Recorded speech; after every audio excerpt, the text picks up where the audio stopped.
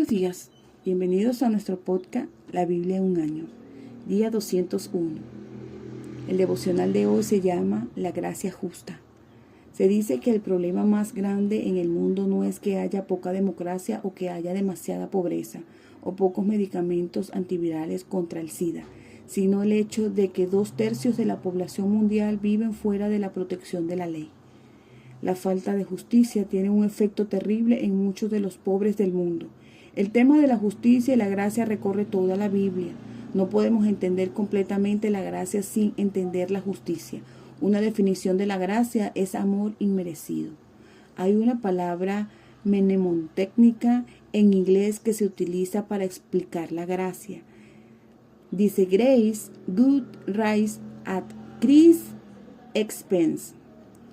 Se traduce como las riquezas de Dios al costo de Cristo. Vemos hoy cómo Jesucristo hace disponible la gracia para ti y para mí. Acompáñame a leer el primer texto bíblico en Proverbios capítulo 17, versículos del 15 al 24. Te lo voy a estar leyendo en la nueva versión internacional, en la NBI.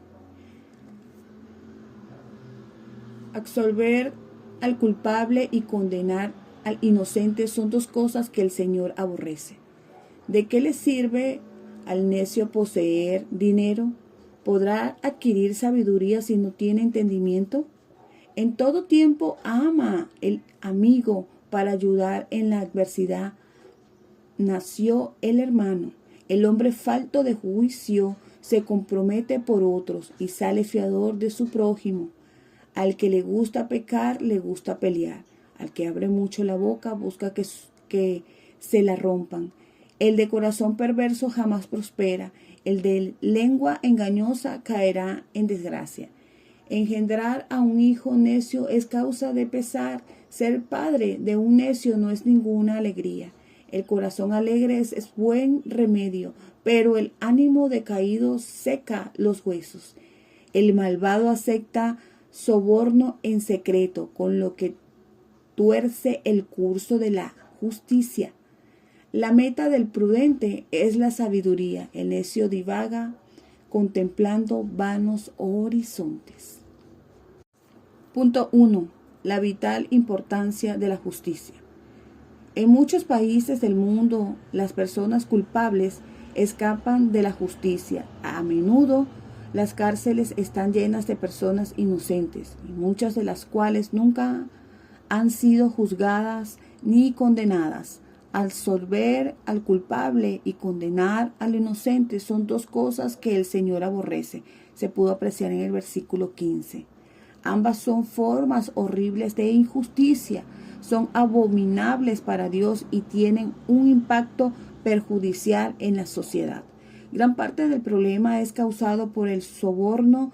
El malvado acepta soborno en secreto, con lo que tuerce el curso de la justicia. Se pudo apreciar en el versículo 23. Un abogado de un país en vía de desarrollo me comentó un día que si querías que un caso llegara a los tribunales más rápido, sin la dilatación habitual que era de aproximadamente 10 años, tenían que engrasar las ruedas, lo cual era un eufemismo para soborno. La lucha por la justicia es una responsabilidad seria, requiere trabajo duro y podría conducir fácilmente al agotamiento. El libro de Proverbios está lleno de una sabiduría muy equilibrada. Nos recuerda la necesidad de la familia y los amigos. En todo tiempo ama al amigo. Para ayudar en la adversidad nació el hermano. Se pudo apreciar en el versículo 17. Además de la familia y los amigos, la diversión es importante. Gran remedio es el corazón alegre, pero el ánimo decaído seca los huesos. Se pudo apreciar en el versículo 22. No te tomes a ti mismo demasiado en serio. Necesitamos reírnos de nosotros. La risa es como un entretenimiento interno. Ejercita tu alma y la mantiene saludable. Acompáñame a orar. Señor, muéstranos lo que quieres que hagamos como individuos y como iglesia para hacer que la justicia esté disponible para todos. Ayúdanos a mantener el equilibrio en nuestras vidas, al tomar nuestras responsabilidades en serio y aún así encontrando un espacio para la familia, los amigos y la diversión. Amén. Vamos a estar leyendo el libro de Romanos capítulo 5, versículos del 12 al 21. Por medio de un solo hombre el pecado entró en el mundo, y por medio del pecado entró la muerte. Fue así como la muerte pasó a toda la humanidad, porque todos pecaron. Antes de promulgarse la ley, ya existía el pecado en el mundo. Es cierto que el pecado no se toma en cuenta cuando no hay ley. Sin embargo, desde Adán hasta Moisés, la muerte reinó, incluso sobre los que no pecaron, quebrantando un mandato como lo hizo Adán, quien es figura de aquel que había de venir. Pero el pecado de Adán no puede compararse con la gracia de Dios, pues si por el pecado de un solo hombre murieron todos, ¿cuántos más el don que vino por la gracia de un solo hombre, Jesucristo, abundó para todos? Tampoco se puede comparar el regalo de Dios con las consecuencias del pecado de Adán. El juicio que lleva a la condenación fue resultado de un solo pecado, pero la dádiva que lleva a la justificación tiene que ver con una multitud de pecados. Pues, si por el pecado de un solo hombre reinó la muerte, con mayor razón los que reciben en abundancia la gracia y el don de la justicia reinarán en vida por medio de un solo, Jesucristo. Por tanto, así como un solo pecado causó la condenación de todos, también un solo acto de justicia produjo la justificación que da vida a todos. Porque así como por la desobediencia de uno solo muchos fueron hechos pecadores, también por la obediencia de uno solo muchos serán hechos justos. En cuanto a la ley, esta intervino para que aumentara el pecado, pero donde abundó el pecado, sobreabundó la gracia. Y así como reinó el pecado en la muerte, reina también la gracia que nos trae justificación y vida eterna por medio de Jesucristo nuestro Señor. Amén. Punto 2. La provisión abundante de la gracia. ¿Cómo te ves a ti mismo? ¿Qué crees acerca de ti? ¿Cómo crees que Dios te ve? ¿Qué imaginas que Él siente por ti? La gracia significa que Dios nos ve como justos, declarados justos. Se pudo ver en el versículo 9 en la NTV. La justicia es un regalo gratuito que viene de la gracia de Dios.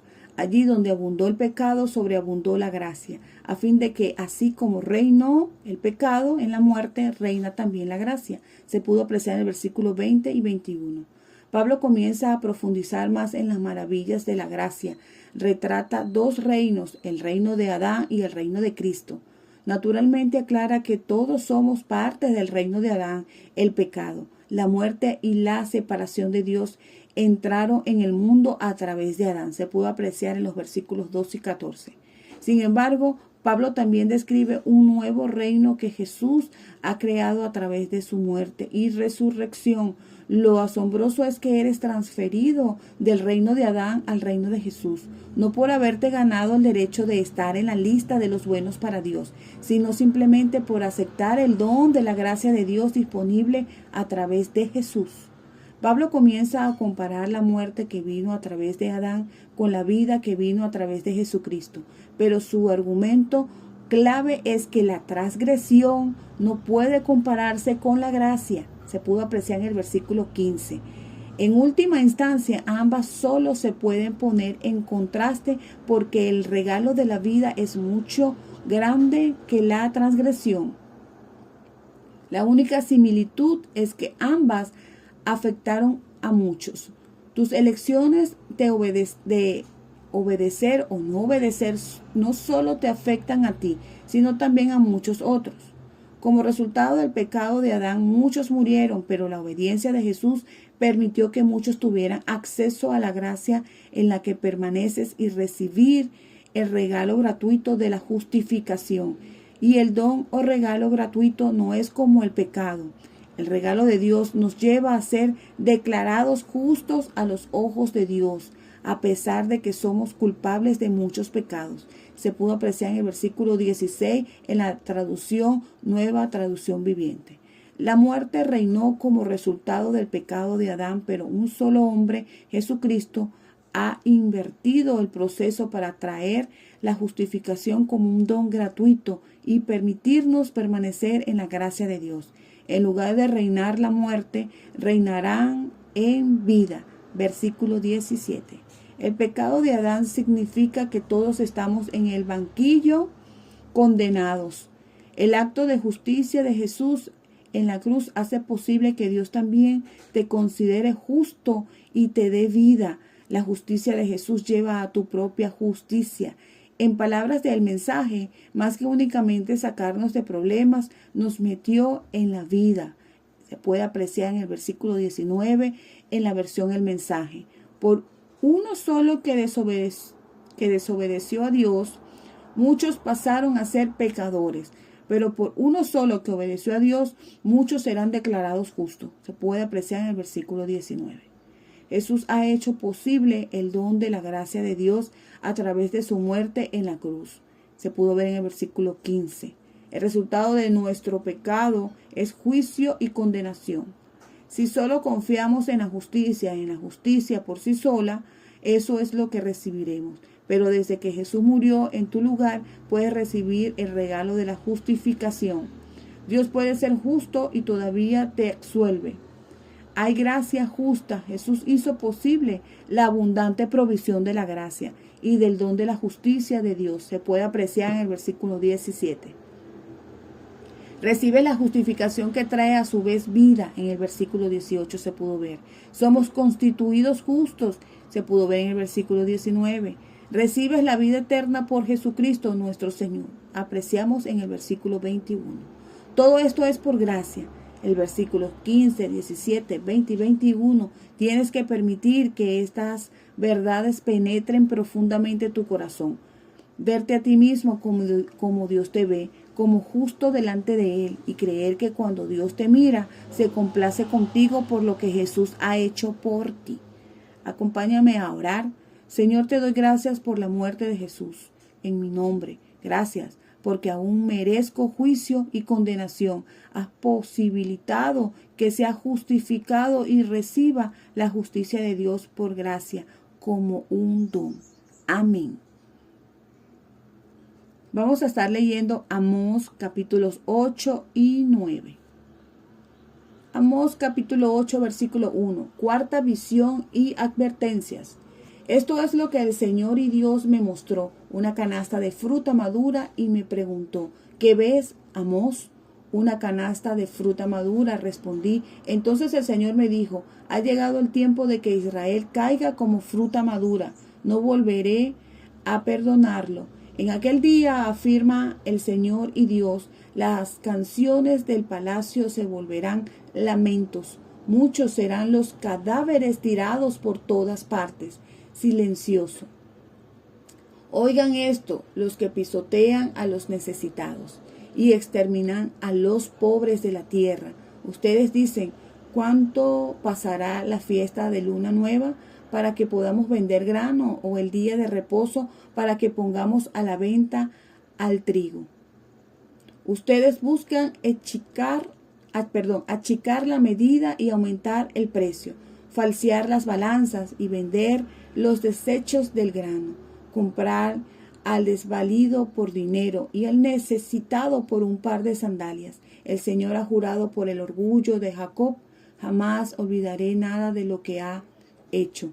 Y con todo esto no temblará la tierra, no se enlutará sus habitantes, subirá la tierra entera como el Nilo, se agitará y bajará como el río de Egipto. En aquel día, afirma el Señor y Dios, haré que el sol se ponga al mediodía y que en pleno día la tierra se oscurezca. Convertiré en luto sus fiestas religiosas y en cantos fúnebres todas sus canciones. Los vestiré de luto y afeitaré su cabeza. Será como si lloraran la muerte de un hijo único y terminarán el día en amargura. Vienen días, afirma el Señor y Dios, en que enviaré hambre al país. No será hambre de pan ni sed de agua, sino hambre de oír las palabras del Señor. La gente vagará sin rumbo de mar a mar. Andarán errantes del norte al este, buscando la palabra del Señor, pero no la encontrarán. En aquel día se desmayarán las de sed, las jóvenes hermosas y los jóvenes fuertes, y caerán para no levantarse jamás. Los que juran por la culpa de Samaria, los que dicen, tan cierto como que tu Dios vive, oh Dan, tan cierto como que tu Dios vive, Beer-Seba. Amós 9, versículo 1. Quinta visión. Vi al Señor de pie junto al altar y él dijo, golpea los capiteles de las columnas para que se estremezcan los umbrales y caigan en pedazos sobre sus cabezas. A los que queden los mataré a espada, ni uno solo escapará, ninguno saldrá con vida. Aunque caben hasta las profundidades del abismo, de allí los sacaré mi mano. Aunque suban hasta el cielo, de allí los derribaré. Aunque se oculten en la cumbre del Carmelo, allí los buscaré y los atraparé. Aunque de mí se esconda en el fondo del mar, allí ordenaré a la serpiente que los muerda. Aunque vayan al destierro cautivos por sus enemigos, allí ordenaré que los mate la espada. Para mal y no para bien, fijaré en ellos mis ojos. El Señor y Dios de los ejércitos toca la tierra, y ella se desmorona. Sube y baja la tierra como las aguas del Nilo, el río de Egipto, y se enlutan todos los que en ella viven. Dios construye su excelso palacio en el cielo, y pone su cimiento en la tierra. Llama las aguas del mar y las derrama sobre la superficie de la tierra. Su nombre es el Señor. Israelitas, ¿acaso ustedes no son para mí como cusitas? ¿Acaso no saqué de Egipto a Israel, de Creta a los filisteos y de Kir a los arameos? Afirma el Señor. Por eso los ojos del Señor y Dios están sobre este reino pecador. Borraré de la faz de la tierra a los descendientes de Jacob, aunque no del todo, afirma el Señor. Daré la orden de sacudir al pueblo de Israel entre todas las naciones como se sacude el trigo en una zaranda. Sin que caiga la tierra ni un solo grano, morirán a filo de espada. Todos los pecadores de mi pueblo, todos los que dicen, no nos alcanzará la calamidad, jamás se nos acercará. Versículo 11. Restauración de Israel. En aquel día restauraré la casa caída de David, repararé sus grietas, restauraré sus ruinas y la reconstruiré tal como era en días pasados, para que ellos posean el remanente de Edom y todas las naciones sobre las que se ha invocado mi nombre, afirma el Señor, quien hará estas cosas. Vienen días, afirma el Señor, en los cuales el que ara alcanzará al segador y el que pisa las uvas al sembrador. Los montes destilarán vino dulce, el cual correrá por todas las colinas. Restauraré a mi pueblo Israel. Ellos construirán las ciudades arruinadas y vivirán en ellas. Plantarán viñedos y beberán sus vinos. Cultivará huertos y comerán sus frutos. Plantaré a Israel en su propia tierra, para que nunca más sea arrancado de la tierra que yo le di, dice el Señor tu Dios. Amén. Punto 3. El Dios de la justicia y de la gracia. Amós habla nuevamente en contra de la injusticia. Escuchen esto, los que pisotean a los débiles y tratan a los pobres como menos que nada, ustedes dicen, ¿cuándo llega mi próximo cheque de pago para poder salir y vivir a lo grande? ¿Cuánto falta para el fin de semana para poder salir y pasar un buen rato?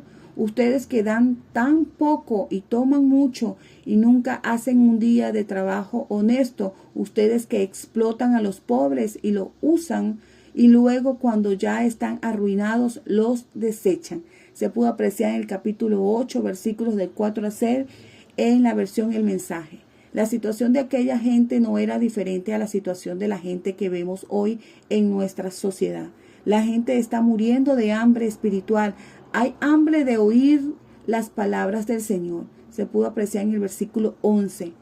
La gente está buscando, prueban drogas, alcohol, sexo, poder. Todo esto es un intento de satisfacer ese hambre profunda, pero no encuentran alimento espiritual. Se pudo apreciar en el versículo 12. La finalidad de la ley bajo la antigua alianza era proteger a los desfavorecidos, pero como ocurre a menudo hoy en día, los pobres no reciben justicia, fueron pisoteados y engañados. El Señor odia la deshonestidad porque nos ama y ama a los pobres. La injusticia y la deshonestidad estaban en el núcleo de los pecados de Israel. Como resultado de todo esto, Amós declara: viene el día del juicio, versículo 11, en la versión El Mensaje. Israel será llevado al exilio, se pudo apreciar en el capítulo 9, versículos del 1 al 10. Sin embargo, el libro de Amós no termina en ese punto, termina con la promesa de la restauración, como lo indica el mensaje: yo restauraré la casa de David que ha caído en pedazos. Todo va a suceder a la vez y en todas partes verás bendiciones, bendiciones como el vino destilado de las montañas y colinas. Haré todo bien de nuevo para mi pueblo Israel. Reedificaré sus ciudades arruinadas. Plantarán viñedos y beberán buen vino. Trabajarán sus jardines y comerán sus cosechas. Y los plantaré allí, los plantaré firmemente en su propia tierra. Nunca más serán desarraigados de la tierra que les he dado. Se pudo apreciar en los versículos 11 hasta el 15 en la versión El Mensaje. El fruto definitivo del pueblo de Dios fue más allá del mejor de su sueño. Ni su pecado e injusticia podrían descarrilar en última instancia los planes de bendición de Dios. Es la misma dinámica que vimos en nuestro pasaje del Nuevo Testamento. La gracia y la misericordia de Dios superan por mucho nuestros pecados. En definitiva, Jesús hace posible que la justicia y el perdón vayan de la mano. Acompáñame a orar. Señor, te damos gracias porque eres un Dios de justicia y de gracia. Te damos gracias porque por el derramamiento del Espíritu Santo vemos ahora una irrupción de ese futuro. Oramos para que triunfe la justicia, que podamos ver una reconstrucción de las iglesias arruinadas y un incremento en la plantación de iglesias. Que el vino nuevo de tu Espíritu Santo y una gran efusión de gracia destilen de las montañas. Amén. La pastora Pipa añade en Romanos 5:20, la parte B: allí donde abundó el pecado, sobreabundó la gracia.